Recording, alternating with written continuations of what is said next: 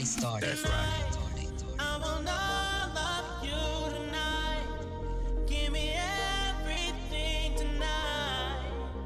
For all we know, we might not get tomorrow. Let's do it tonight. Don't care what they say, all the games they play. Nothing is enough tonight. Let's do it tonight. I want you tonight. I want you to stay. I want you tonight. Grab somebody sexy, tell them hey. Give me everything tonight. Give me everything tonight. Tonight, tonight, tonight, tonight, tonight. Everything tonight.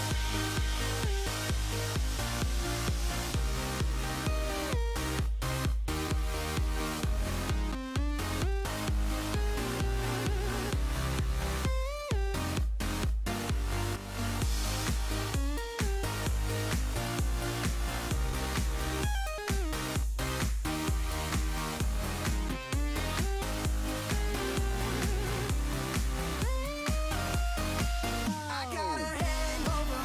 Whoa, I've been drinking too much for sure. I got a hangover. Whoa, I got an empty cup. Pour me some more, so I can go until I blow up, and I can drink until I throw up, and I don't ever want to grow up, I wanna keep it going, keep it going, going, going, going.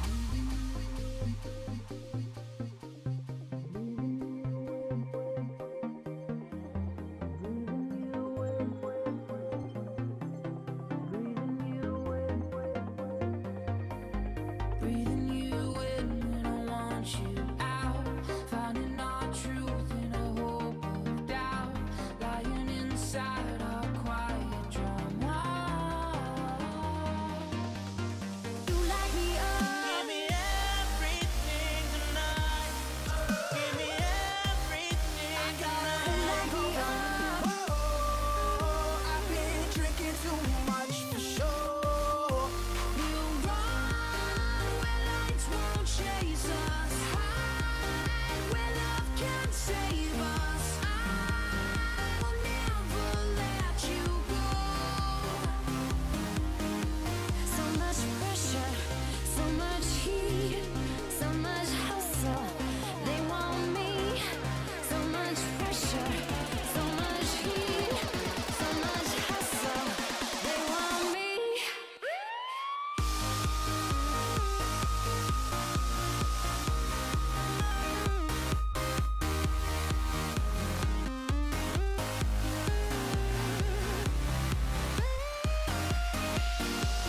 I want you to take over control.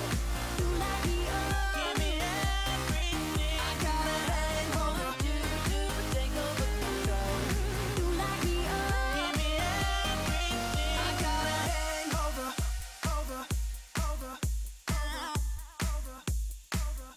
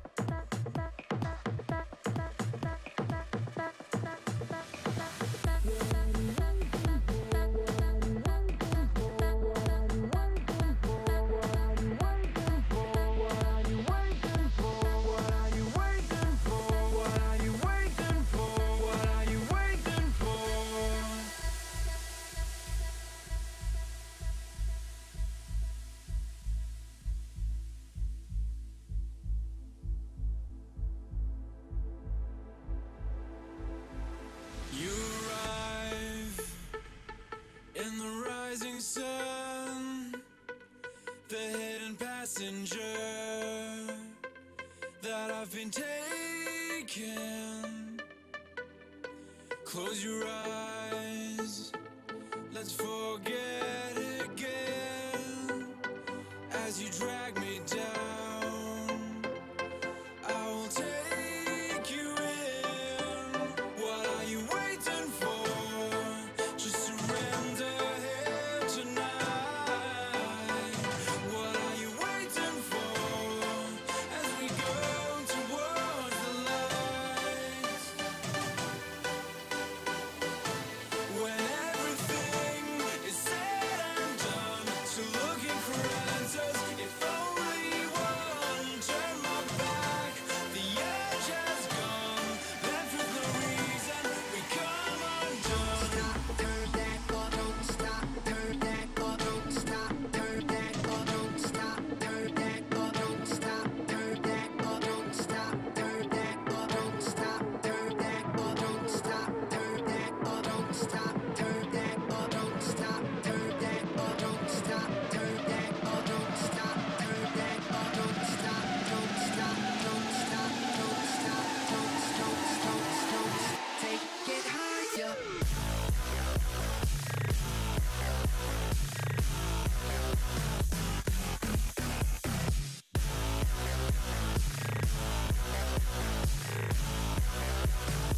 What are you waiting for?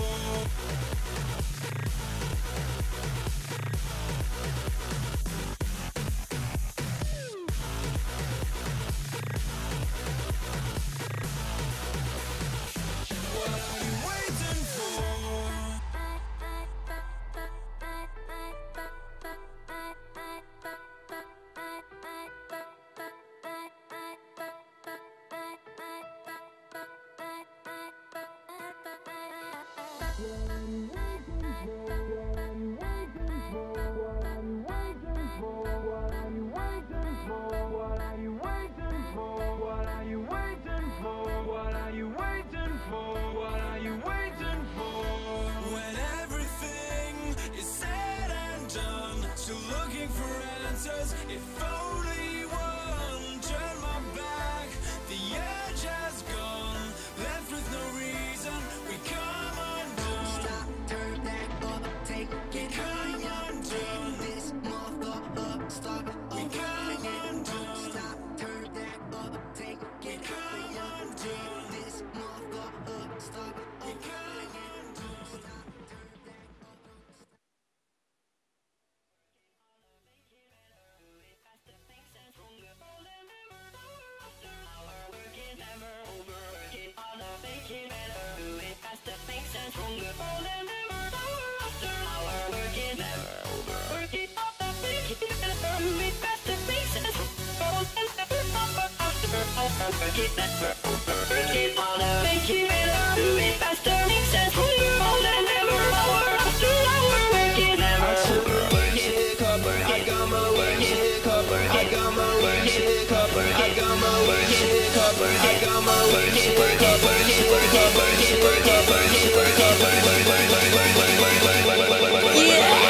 Wayne's World, Planet Rock, Paris Drive, and the time. And she gon' rock to the camera stop. I sing about angels like Angel Live, and Pay My Life, and Sam Die, and Amanda, and Tamara, and Najee Moore. I'm in here like, bitch, what's up? Me, can it be? I can fix you up, I can dick you up, I can dick you down. Shout it, we could go wherever, just pick a town. And the jury is louder than an engine sound. Big ass rocks like on the ground, dirty like socks that's on the ground. We see a sweet shot.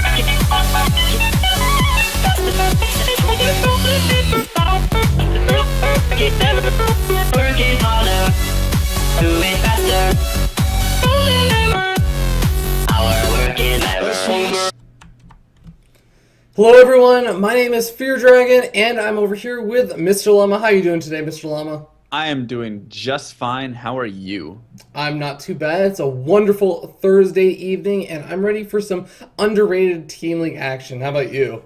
Oh, I definitely am. I've been waiting for this all week. I didn't get the chance to cast Tuesday. Unfortunately, I only had one series that day instead of the typical two, so I was a little disappointed, but you know what? Still got my Thursday time in, and today it's going to be FiN versus PrOperty Gaming, and two great teams right there. I'm definitely excited for this match. Yeah, it's going to be super duper awesome. And I mean, both of them are just really fantastic teams, and it's Right. really going to matter. As you know, again, I keep saying this week after week, but as we approach the end of the first season of the URTL, every single match is going to count for so much, just because these are going to be the deciding matches for who is actually going to be able to advance out of their group and who is not. Yeah, and I mean, the winner, of course, of the URTL will get $500, and going up next season, actually, in Season 2, I believe it's going to be like $1,500 for the winner. Yeah, something So insane like that. So definitely a very, very, very nice prize pool. And like you were saying, every single match counts. If you get an all kill, especially at this point, that could be huge, considering an all kill will actually double the amount of points you get. So the way it works is it's a best of 7 format, King of the Hill style. If you get the 4-0, your team will actually get 4 points. If your team just wins, you get 2 points, and for a loss, you get 0 points. So, of course, you don't want to lose. You want to at least get that win. But like I was saying, it encourages teams to throw out those ace players first to really get somebody strong in there to try and knock out the opponent's ace, and then, try and steal the all kill from there. Yeah, and there are quite a few people who are actually sitting at, say, between 4 to 8 points. So, I mean, being able to get an additional 4 points with an all kill would actually be fantastically amazing for any of the teams playing. So, going to be really interested to see whether or not the players are actually going to be, or I should say the teams are going to be going for this, since this is a team league. And yeah, with that said, I just want to give a quick shout out to our sponsors. Next Level SC2 is our first sponsor. They have really awesome tutorials and videos on how to get better at StarCraft. Please, guys, go check it out at nextlevelsc2.net. And who's our second sponsor, Llama? Our second sponsor is Origin PC. If you need a custom gaming PC, definitely get it there. I have a custom PC. I think you do as well, since you moved from your laptop. And I mean, especially if you're on a laptop. Like, if you're on a computer, still, it's nice to upgrade to a gaming computer. But if you're on a laptop, oh man, you can bump up a whole league easily by having a custom built PC. And our third sponsor, go ahead. Yeah, our third sponsor is SC2 Gears. Okay, and guys, I'm going to tell you right now, there's absolutely no reason why you shouldn't go get SC2 Gears, because I hardly know anyone that doesn't have SC2 Gears, and it's completely free. So please, guys, go check it out. It's an awesome replay analysis program, and it'll actually go really well if you go check out Next Level SC2, which is also free, by the way. So, I mean, 2 free things that'll help you get better at StarCraft. What's not to like? Yeah, no, exactly. So with that being said, I think we're ready to jump on into the game. I know I'm excited. Oh, yeah, definitely. I mean, I'm pretty much ready as soon as you are. Yep, so we can start on your count here. Alrighty, we're going to go ahead and get started. As I shift over to the game screen, we're going to get started right about now as we spawn down here in the bottom right-hand corner of GSL Whirlwind on top of the blue Zerg player. Representing Team PrOperty is going to be Property's Snuff. And Snuff is going to be going up against one of my favorite players. Not going to have a bias at all whatsoever, but I do love watching him play. It's going to be FiN's Jon Snow, the pink Zerg, spawning up in the top right-hand corner. Yeah, and I like Jon Snow, and I like watching him play, if for nothing else. And I mean, his play has actually been pretty awesome during the URTL. I've seen him take out some really strong players. But, I mean, come on. It's Game of Thrones. Yeah, very true. It is Game of Thrones. That definitely increases the support for him, at least for his name, I suppose you could add. But yeah, no, definitely my reasoning was because I've seen him take out some great players. Haven't been able to actually watch Snuff play too much. But by, Team PrOperty throwing him out first, I'm assuming that he is just as much of a threat as Jon Snow. Probably also an amazing player. We're going to have a ZVZ right here. And kind of a big map, so I'm interested to see what exactly the players do decide. I'd imagine we're going to be seeing a hatch first, at least out of one of these players, just by the size of the map, and the spawn location, I believe, is any of the corners. Yeah, just because, again, this map is so big, you were saying that we would be likely to see a hatch first, but I know one of the big questions in Zerg versus Zerg that ends up happening is, when do you decide to transition out of that Zergling Baneling tech into Roach play? Now, I mean, on, say, a big map where you can safely kind of have your overlords readily positioned outside of your opponent's natural expansion, and you can see when they're going to try and attack you. When do you think that's going to be, the Roaches are going to be coming a little bit earlier? Do you think they're going to be coming a little bit later? What are your thoughts on that? I'd actually like to make a little prediction right now that the person who does not go roaches wins this game. And the reason I say that, and somebody could still go roaches, right? Or both players could still go roaches, so in that case, throw out my knowledge whatsoever. But on a large map like this, having roaches, just with the lack of speed and the distance that they have to move across the map, is just so killer. It's so crucial to have that speed, and the player with the lings that can do the constant ling run-bys, all those little attacks like that, can prepare for a roach. As soon as he sees roaches push out, he can build spines up, and then he can mass his lings in behind to go ahead and kill off the other opponent's base, and it just forces the roach player to remain in its base, kind of, you know, be in this strange position. And so the guy who usually goes lings and then maybe text mutas from there, or text ultras and festers, something like that, in my opinion, is going to be better off in this matchup right here. So that's kind of what I'm going to predict. Could be completely different. Neither player may go roach. Both players may go roach. You never know. But I would just say that's probably... I think the person who sticks to lings, if somebody does, will have an advantage. That definitely makes a lot of sense, especially since, again, Zerglings are so ultra mobile, and roaches take such a long time to move across the map, as you said. It's going to be very difficult for the roach player to move out. And one kind of interesting note is, you know, we had Team Properties player Snuff actually go ahead and start researching that Zergling speed, pulled his guys off of gas, at least for a little bit. It looks like he's putting them back onto gas now. But in the meanwhile, Jon Snow on Team FiN has actually just been mining gas this entire time. He has Zergling speed started also, but I mean, he does have a small little gas lead. Do you think he's going to do anything with it? Maybe earlier Banelings or something of the sort? Well, there's the Baneling Nest that's gone down for him right now at his natural. But, I mean, you can see Snuff has put his guys back on gas right there. So he will as well get a Baneling Nest. And, I mean, it's going to be pretty... not much of a lead, I can say, at this point here for Snuff, or for Jon Snow in terms of the gas lead. He'll have maybe 2 additional Banelings, which, you know, can do a little bit something, but at the same time, he'd then have to be the aggressor, and so he's going to have a fewer lings over at his opponent's base at that time. So really, it's not going to make too much of an advantage. I feel like either player is really in a fine position, fine defensive position with this Baneling Nest. And of course, as you were saying before, with the Overlords being all spread out across the map and then being able to see as soon as they leave their opponent's natural, they shouldn't feel too afraid right now, because they can easily morph Banelings in the time that takes for their opponent to get over to their base.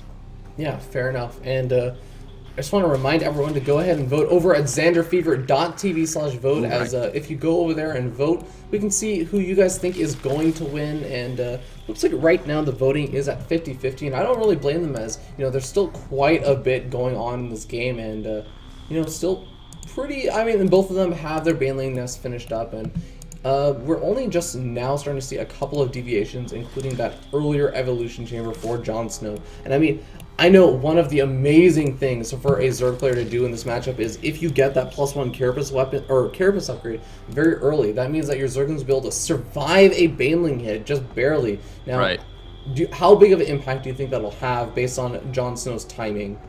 Oh, that could have a very decent impact right here. I mean, of course, it's going to be later on in the match, but I think having that +1 is also useful, considering he's going for Spire Tech at this point. So he's just going to tech up to the Mutas, going to have the Lings right underneath it. And if his opponent goes for Mutas as well, the Lings can actually survive underneath the Mutalisk, right? And they'll actually take some of the splash damage. So if you're attacking Muta versus Muta, if somebody has Lings under their Mutalisk, their Mutas will survive a lot more because it takes some of the bounces. So if you have a +1 armor all of a sudden on those Lings, they can suddenly take up a lot more damage right there. And so if both players have Lings under their Mutas, I mean, it could just be great right there for him. But I mean, at this point, it looks like Snuff is not going to be going for the Mutas whatsoever. As we see, he's throwing down Roach Warren. He was late on getting those gas, just got his lair finished up at this point, so he is going to be teching up to Roach, and we'll have to see what exactly Jon Snow can do with these Mutas here, as it looks like his third's about to get canceled. Yeah, his third is under attack by a lot of these. Oh, actually, did he even get the cancel off there? I don't think he did. Nope, he did not, unfortunately. But, I mean, a pretty decent Baneling hit from Jon Snow on, you know, Team Properties Banelings. And, I mean, Snuff is going to be in a little bit of trouble if he tries to put on too much aggression without avoiding these Banelings. And, I mean, he's doing a good job avoiding them, but the question is, how much damage can he actually get done right here? Yeah, so I mean, like you're saying, he just needs to kind of mess around at this point. He definitely gained a lead by canceling that third first off, or not even canceling, killing off the third. And then secondly, as well, he got some nice hits on those banelings. As you can see in the supply count right there, he is ahead. He's ahead in the drone count as well, because there was a lot of investment by Snow into these mutas first off that he's making right now, as well as into all those lings and banelings. And in the gas and stuff, just to kind of tech up two faster mutas. But here we see the third base for Snuff is down, and spores are going to be built there, but the mutas have popped at this point. So will they head over to kill off this third base immediately, or will these spores finish up is the real question. Yeah, you know, the mutas are just now making their way into the main base. They're going after that queen. The queen is getting a little bit low on health, but is doing some good damage to the mutas. A spore crawler is going to be canceled off, but there are two more building in the back. We're going to see whether or not Jon Snow is going to be able to pick them off. It looks like he's starting to target fire them down, but I feel like at least one of these spore... No. Wow, actually, these mutas are doing a lot of damage. And look at the Roach counter push going into the natural of Jon Snow right here. Is going to be able to focus down. The Spine Crawler is going to have to back off some of the Lings. Needs to kind of sprout these Roaches. Beautiful splitting right there to deal with the Banelings. And it doesn't look like Jon Snow really has enough to deal with this at this point. And the Mutas are going to be forced to retreat. Yeah, the Mutas are coming back to try and defend. They will be able to deal with these Roaches eventually, but oh my god, those Roaches are just taking so much punishment from those Mutas and just dealing so much damage. Take a look at the workers kill tab. We are already up to 8 workers, and looks like that is going to be an end of it. So, I mean, not terrible losses, but one little note is that actually we saw Snuff cancel Jon Snow's attempt at a 4th expansion. Yeah, and so that was definitely huge as well, because that's what you want to do with Mutalisk. If you have mutas, you have the map control, you want to be able to get that 4th up, you want to be able to get that 3rd up, you want to be able to get that economic lead. What has happened this game? Snuff has gained the lead, actually. He's up 62 to 42 in the worker count. He has infestors, he's got a 3rd base down, and he has denied the 3rd base once. He's denied the 4th base as well with just Ling run bys. I mean, he's just doing a beautiful job of not falling victim to the Muta map control. Instead, he's gaining map control of his own, and now we're going to see Jon Snow just kind of transition over into Roaches and everything at this point, but he's already behind on upgrades, behind on workers, and it's going to be tough for him, I'd definitely say. Yeah, one thing that he does have going for him is how ridiculously supply blocked he's getting Snuff right now. As I mean, he actually got Snuff something like 30 supply behind, and is still actually just looking around, picking out some of those overlords. Because I have to say, both of these players had a ridiculous, and I mean absolutely insane overlord spread. They had such good vision, but now those overlords are kind of coming back to you know, bite Snuff in the butt right now. Yeah, no, I mean, that's the one thing when you do spread against an opponent that well, sometimes it can, of course, catch you off guard if he goes for mutas, which I'm sure Snuff had to have seen coming right there, as he had a pretty good scout of the gas and all the Lings. But I mean, when your overlords are all the way across the map, there's nothing you can really do except just kind of leave them there and hope that they survive. You know, hope that the mutas don't end up picking them off. Those mutas have to be so careful with those infestors over there, and the infestors even have burrows, so they could actually try and do a little bit of a surprise unburrow fungal attack. Not sure if it's actually going to happen, as those mutas are actually relatively well spread out. But here come the Roaches, and you have to remember there is +1/+1 versus +2 for Snuff right now, and it looks like with the fungals going down, I feel like Snuff is going to be sitting in a better position. Yeah, he definitely was. I mean, there were fungal growths all over the army there of Jon Snow. Additionally, he had all of those Roaches and infested Terrans that he had thrown out, and so he was easily able to thwart his opponent's attack. At this point, though, we can see that Jon Snow is still not in a horrible position, but he is behind on this drone count. I mean, look at that, 67 to 45. That's something that he has just not quite caught up on. This entire time he's tried to head over and do some serious damage, and unfortunately, I mean, it's kind of left Snuff still in this decent position right here. But how is Snuff going to capitalize at this point? Is he just going to mass up a giant army off of the better econ, or is he going to try and tech up to Hive? I mean, I'm very interested to see what exactly he's going to do beyond here, or beyond this point. Yeah, to me, it makes sense to just keep making that larger army just because, I mean, he knows that he has that economic advantage. So as long as he's able to press that advantage and say that Jon Snow cannot make or afford to make any additional other things, especially if Jon Snow ever decides to tech up into infestors, which is, I mean, what you generally end up seeing people do in Zerg vs. Zerg. But, you know, we actually do see a big engagement about to go down, some really big fungal growth going down, but the Mutals are doing a really good job of picking off some of these infestors.